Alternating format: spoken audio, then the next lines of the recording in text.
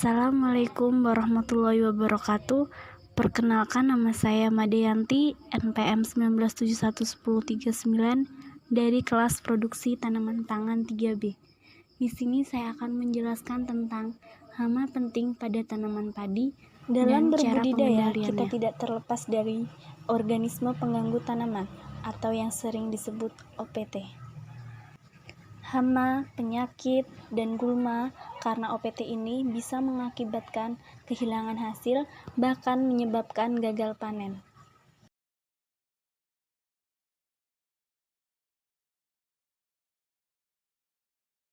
Sementara, dilema petani adalah bagaimana memberantas OPT tersebut dengan menggunakan pestisida kimia. Tetapi, dampak negatifnya yang dipikirkan para petani yaitu pertama, resistensi kekebalan hama, kedua, resistensi ledakan hama, yang ketiga, ledakan hama sekunder, yang keempat, matinya musuh alami seperti burung, belalang sembah, ular, dan lain-lain. Berikut salah satu contoh hama penting pada tanaman padi yaitu penggerek batang. Hama ini menyerang pada fase semua pertumbuhan, dari fase persemaian hingga fase panen. Pada fase vegetatif, ulat penggerek batang padi memakan bagian tengah anakan dan membuat pucuknya layu, kering, hingga akhirnya mati. Gejala semacam ini para petani sering menyebutnya dengan sebutan sundep. Adapun pada fase generatif, penggerek batang padi memotong tengah bagian batang dan membuat malai padi yang sedang mengisi menjadi putih dan hampa. Gejala semacam ini para petani menyebutnya dengan sebutan beluk. Hingga saat ini di Indonesia dikenal 4 jenis penggerek batang padi, yaitu penggerek batang padi kuning, penggerek batang padi jingga, penggerek batang penggaris, dan yang paling banyak ditemukan yaitu penggerek batang padi putih. Siklus hidup penggerek batang padi sekitar 40-70 hari dihitung dari jenisnya. Siklus tersebut diawali dengan fase telur, lalu kupu-kupu, terakhir menjadi penggerek batang dewasa. Penggerek batang dewasa aktif pada malam hari, akan meletakkan telur-telur pada permukaan bawah daun. Telur-telur ini diletakkan secara bergerombol, membentuk gulukan menjadi satu, diselimuti bulu halus yang mengkilat, yang berasal dari bulu penggerek batang. Telur-telur tersebut akan menetas pada fase telur 6-7 hari.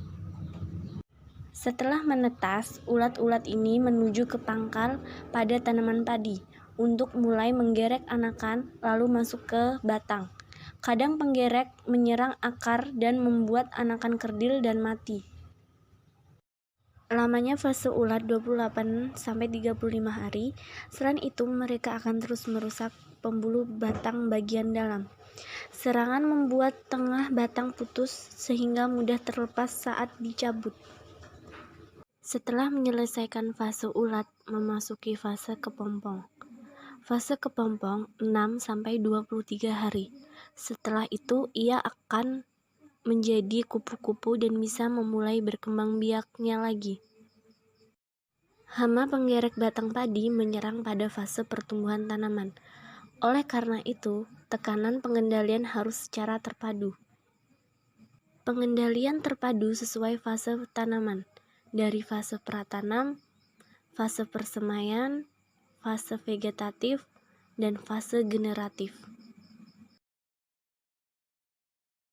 Pada fase pratanam, beberapa pengendalian diantaranya yang bisa dilakukan yaitu sanitasi lingkungan dan penyambitan padi serendah mungkin sampai permukaan pada saat padi panen, dan pemetakan dengan air setinggi mungkin 10-15 cm pada lahan selama 1 minggu. pengolahan lahan secara lebih cepat. Pada fase persemaian, beberapa teknik pengendalian yaitu melakukan pengolahan pemupukan persemaian dan pemusnahan bibit yang menunjukkan gejala sundep. Pada fase vegetatif atau fase mulai awal ditanam, awal berbunga, beberapa teknik pengendalian yang bisa dilakukan yaitu melakukan tanam serempak pada hamparan yang luas, memusnahkan tanaman yang menunjukkan gejala sundep, menangkap hama menggunakan lampu perangkap, mengaplikasikan insektisida jika serangan sundep sudah mencapai ambang ekonomi 10%. Dan terakhir, di fase generatif, pengendalian penggerek batang padi bisa dilakukan dengan memusnahkan tanaman yang menunjukkan gejala beluk. Dengan melakukan tindakan ini, intensitas serangan dan populasi larva yang menyengat atau kupu-kupu ini akan dapat ditekan. Selain melakukan pengendalian di atas, pengendalian penggerek batang padi bisa dilakukan dengan memanfaatkan musuh alami. Beberapa musuh alami yang bisa digunakan atau dikembangbiakan yaitu diantaranya Tetracytus conobi, Thelonius rowani, dan Legogama jaconica.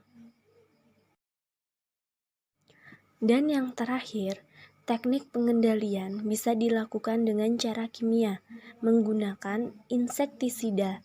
Karena letaknya yang berada di tengah batang, maka pengendalian harus menggunakan insektisida yang bekerja secara sintetik. Mungkin itu saja yang bisa saya sampaikan. Saya akhiri. Wassalamualaikum warahmatullahi wabarakatuh.